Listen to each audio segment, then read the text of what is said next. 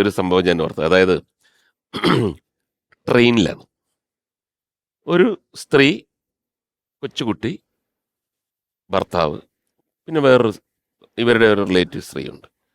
ഞാനും innocent ഏട്ടനുണ്ട്. Innocent ഏട്ടൻ ഇവരെ കയറി മുട്ടി, അത് എന്താ അവരുടെ പേര്, ഇവിടെ പേര്, എന്താ ചെയ്യുന്നു അവിടെ.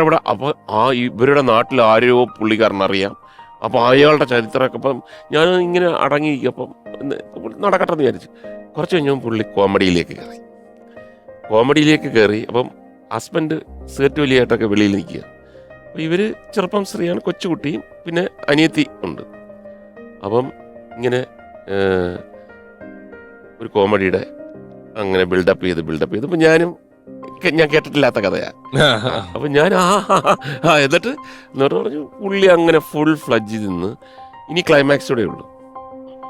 അപ്പം ഹസ്ബൻഡിന് എന്തോ ഒരു ചെറിയ ഒരു സ്പെല്ലിംഗ് മിസ്റ്റേക്ക്, ഇയാള് ഭയങ്കര അപ്പം ഹസ്ബൻഡ് അവിടെ എന്തുണ്ട് വൈഫിന് നീ വന്നേ എന്ന് പറഞ്ഞിട്ട് വിളിച്ചു പോയി. പിന്നെ അനിയത്തി കൊച്ചുകുട്ടിയും ഈ മോളും മാത്രമേ ഉള്ളൂ അവിടെ. വരുന്നില്ല, ഒരു ടൈം കഴിഞ്ഞിട്ടും ആ സ്ത്രീ വരുന്നില്ല. എനിക്ക് ഈ കഥയുടെ ക്ലൈമാക്സ് അറിയണം.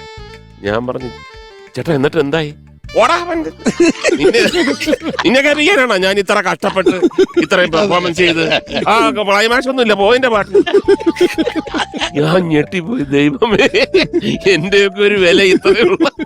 നമ്മളിപ്പോ നിർമ്മാണം, അഭിനയം എന്നൊക്കെ പറഞ്ഞ പോലെ ഇന്നസെന്റ് ഏട്ടൻ അത്യാവശ്യം സിനിമകളിൽ പാടിയ മിക്ക പാട്ടുകൾ ഹിറ്റാവുകയും ചെയ്തിട്ടുണ്ട് അല്ലേ? ഏറ്റവും കല്യാണരാമനിലെ പാട്ടെടുത്താലും, കുണുക്കു പെൺമണിയെ എന്ന് പറയുന്ന ഗാനം എടുത്താലും, ആനച്ചന്തം എടുത്താലും, ഗജകേസരി യോഗത്തിനകത്തൊരു പാട്ട് പാടിയിട്ടുണ്ട്. അതാ ആനച്ചന്തം, ഗണപതി മേളച്ചന്തം സ്റ്റേജിലും പാടിയിട്ടുണ്ട് പുള്ളി. സ്റ്റേജിൽ പാടിയിട്ടുണ്ട്. സ്റ്റേജ് ഷോയില് അദ്ദേഹം അവതരിപ്പിച്ച കഥാപ്രസംഗമൊക്കെ എത്ര നാളില് നിൽക്കുന്നതാണ്. അപ്പൊ നമുക്ക് ഒലയാൽ മേഞ്ഞൊരു അത് നമ്മള് അടുത്തൊരു ഷോയില് ലാസ്റ്റ് ഇന്നസെന്റ് നല്ല സജീവമായിരുന്ന സമയത്ത് റീപ്രൊഡ്യൂസ് ചെയ്യാനൊന്ന് ആലോചിച്ചു. ഇന്നസെന്റൻ പറഞ്ഞിട്ടാ അത് ഇപ്പോഴത്തെ ജനറേഷനെ ഏൽക്കുമെന്ന് സംശയം പറഞ്ഞ് നമ്മള് വിട്ടതാണ്.